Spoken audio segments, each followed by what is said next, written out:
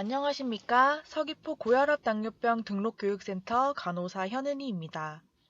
당뇨병 기본 질환 이론에 대해서 강의를 시작하도록 하겠습니다. 이 강의의 학습 목표입니다. 첫 번째, 당뇨병의 위험 요인을 3가지 이상 설명할 수 있습니다. 두 번째, 당뇨병 합병증의 위험을 알고 3가지 이상 설명할 수 있습니다. 세 번째, 당뇨병 환자의 혈당 조절 목표를 말할 수 있습니다. 네 번째, 당뇨병 예방을 위한 3가지 관리 방법을 말할 수 있습니다. 다음은 강의 목차입니다. 첫 번째, 나와 당뇨병. 두 번째, 당뇨병 왜 어떻게 생길까? 세 번째, 당뇨병은 어떻게 진단할까? 네 번째, 당뇨병 그냥 두면 어떤 문제가 생길까? 다섯 번째, 당뇨병 어떻게 관리를 해야 할까? 여섯 번째, 마무리로 배운 내용들을 정리하는 시간을 갖도록 하겠습니다. 나와 당뇨병에 대해 살펴보도록 하겠습니다. 해당되는 위험 요인이 많을수록 당뇨병을 일으키는 원인으로 작용할 수가 있습니다. 우선 화면에 보이는 것 중에 나에게 해당되는 것이 어떤 것들이 있는지 마음속으로 세어보도록 합시다. 첫 번째, 부모 형제 중 당뇨병 환자가 있다. 두 번째, 나이가 45세 이상이다. 세 번째, 기름진 음식 등 많이 먹는 걸 좋아한다. 네 번째, 음주는 일주일에 3회 이상 한다. 다섯 번째, 운동을 거의 하지 않는다. 여섯 번째, 나는 통통한 편이다. 일곱 번째, 혈압이 높다. 여덟 번째, 임신 중이다. 우리나라 당뇨병 환자 수에 대해 살펴보도록 하겠습니다. 우리나라에는 당뇨병 환자가 얼마나 많을까요? 표에서 보면 알 수 있듯이 나이가 들어감에 따라 당뇨병 환자 수가 증가하는 것을 볼 수가 있습니다. 또한 30세 이상 성인 중 남성의 14.6%, 여성의 10.3%가 당뇨병으로 진단을 받았습니다. 진단을 받게 되는 요인에는 식생활의 서구화와 운동을 하지 않는 습관으로 인해 비만이 증가하는 것과 깊은 관련이 있습니다. 이러한 당뇨병을 관리하는 것이 왜 중요할까요? 혈당이 높다는 것을 아는데도 당뇨병 증상이 안 나타난다고 해서 치료를 안 하는 것은 굉장히 위험한 일인데요. 왜냐하면 고혈압과 마찬가지로 증상이 없이도 다음에 합병증들이 진행되기 때문입니다. 뇌혈관 쪽으로는 뇌혈관이 막히는 뇌경색, 터져서 나타나는 뇌출혈, 혈관성 치매 등이 나타날 수가 있습니다. 눈에는 실명의 원인이 될 수 있는 망막병증이 나타날 수 있습니다. 심장에는 심장으로 가는 혈관이 갑자기 막히거나 좁아지는 심근경색증과 협심증과 같은 관상동맥 질환이 나타날 수 있습니다. 콩팥은 기능이 약해져 심해지면 투석이 필요한 심부전증이 나타날 수 있습니다. 성기능 장애도 나타날 수가 있습니다. 발은 상처가 나도 잘 모르고 일단 염증이 생기면 잘 낫지 않아 적절한 관리와 치료가 병행되지 않으면 결국 절단 수술을 하기도 합니다. 신경에는 감각이 무뎌지거나 저리고 아픈 신경병증이 발생하기도 합니다. 당뇨병 교육에 대해 본격적으로 들어가기에 앞서 당뇨병이 왜 어떻게 생기는지, 각종 위험 요인들과 당뇨병의 유형, 인슐린과 혈당의 관계 등을 살펴보도록 하겠습니다. 먼저 당뇨병의 위험 요인에 대해서 알아보도록 하겠습니다. 당뇨병의 원인을 조절 불가능한 요인과 조절 가능한 요인으로 나누어 보았는데요. 집안에 당뇨병에 대한 내력이 있으면 그 가족은 당뇨병에 걸릴 위험이 높아지게 되는데요. 이것을 유전적 요인에 의한 것이라고 말합니다. 또한 앞서 표에서 보았듯이 나이가 들수록 당뇨병이 증가하게 되는데요.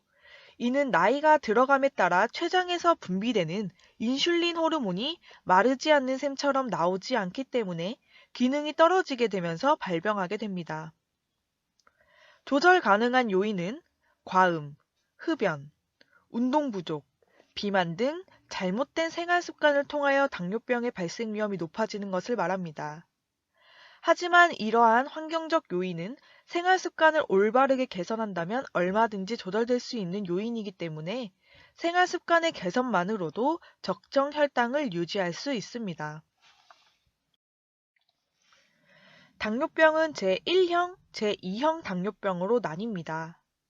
먼저 제1형 당뇨병의 경우 주로 소아에게서 발생하지만 30대 미만의 젊은 성인에게서도 나타날 수 있습니다.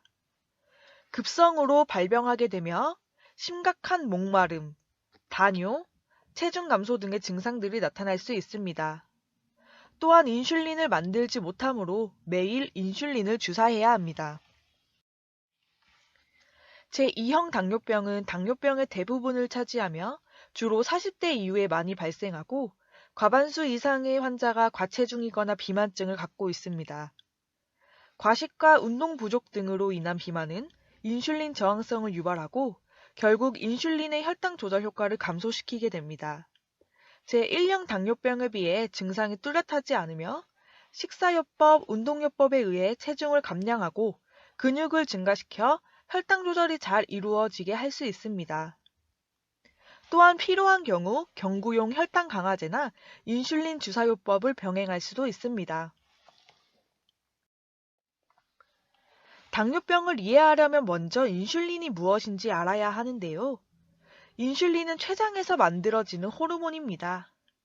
이 호르몬은 자물쇠의 열쇠처럼 혈당이 세포 속으로 들어가게 해주는 열쇠와 같은 역할을 하는데요. 인슐린의 도움으로 들어온 혈당은 우리 몸에서 활동에 필요한 연료로 쓰이게 됩니다. 건강한 사람은 인슐린이 혈당을 세포 안으로 잘 넣어줍니다. 당뇨병 환자인 경우에는 인슐린이 혈당을 세포 안으로 잘 넣어주지 못합니다.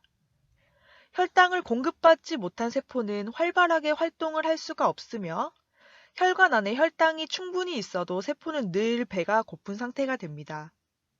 그리고 혈액 속에 넘치는 세포는 혈액을 끈적하게 만들어 우리 몸 구석구석에 다니면서 여러 가지 합병증을 일으키게 됩니다. 이러한 당뇨병을 어떻게 진단하는지 알아보도록 합시다. 당뇨병을 진단받은 모든 환자들이 동일한 증상을 경험하는 것은 아닙니다. 혈당이 200 이상으로 올라가면 우리 몸은 체내의 당분을 소변을 통해 밖으로 내보내려고 하므로 소변을 자주 보게 됩니다. 소변으로 수분이 자꾸 빠져나가니까 갈증이 생겨 물을 많이 마시게 되는 다음 현상을 겪게 되고요. 우리 몸 세포에서 꼭 필요로 하는 영양분인 포도당을 써보지도 못하고 소변으로 버리니까 허기가 져서 계속 많이 먹게 되는 다식 증상을 보이게 됩니다. 이른바 이렇게 3다 증상이 생길 수가 있습니다. 전신 증상으로는 체중 감소, 피로감, 식곤증 등이 나타나게 되고요. 기타 증상으로는 시야 흐림, 음부 가려움증, 구내염, 손발 저림, 피부 감염 등이 나타나게 됩니다. 당뇨병은 혈당을 통해서 진단을 할 수 있습니다. 8시간 이상 금식을 한 상태에서 검사를 하는 공복 혈당이 혈당 126 이상이 나오거나 식사 시작 2시간 이후 검사하게 되는 식후 혈당 검사에서 당뇨병의 전형적인 증상이 있으면서 혈당이 200 이상이거나 8시간 금식 유지 후 식사 대신 75g 포도당이 든 음료수를 마시고 2시간 이후 검사하게 되는 경구당부화 검사에서 혈당이 200 이상이거나 약 3개월 동안의 평균 혈당 수치를 검사하는 당화혈색소 검사에서 당화혈색소 6.5 이상이거나 다음의 검사 중 하나라도 해당이 되면 당뇨병으로 진단을 받게 됩니다. 여기서 당화혈색소란 무엇일까요? 인슐린 저항 과정에서 혈당이 혈액 속에 많아지는 경우 혈액 속의 적혈구에 혈당 분자들이 정상보다 더 많이 붙게 됩니다. 당화혈색소란 이런 과정에서 혈액 검사를 통해 알 수 있는 수치입니다. 혈당 수치가 높을수록 더 많은 당 분자들이 적혈구 세포에 들러붙게 되고 당화혈색소 수치가 올라가게 됩니다. 당화혈색 속 측정치와 추정 평균 혈당을 함께 보도록 권장을 하고 있는데요. 예를 들어 당화혈색소가 7%였다는 것은 3개월간의 환자의 평균 혈당이 154 정도였음을 의미하며 65세 이상, 당뇨병 10년 이상 합병증을 동반한 경우는 7% 미만을 유지하는 것을 목표로 잡습니다. 당뇨병을 그냥 두면 어떤 합병증이 생기게 될지 하나씩 알아보도록 합시다.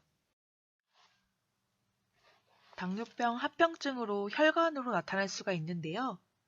죽상동맥경화증은 동맥 내부에 노폐물이 생겨 혈관이 좁아지거나 막히는 질환입니다.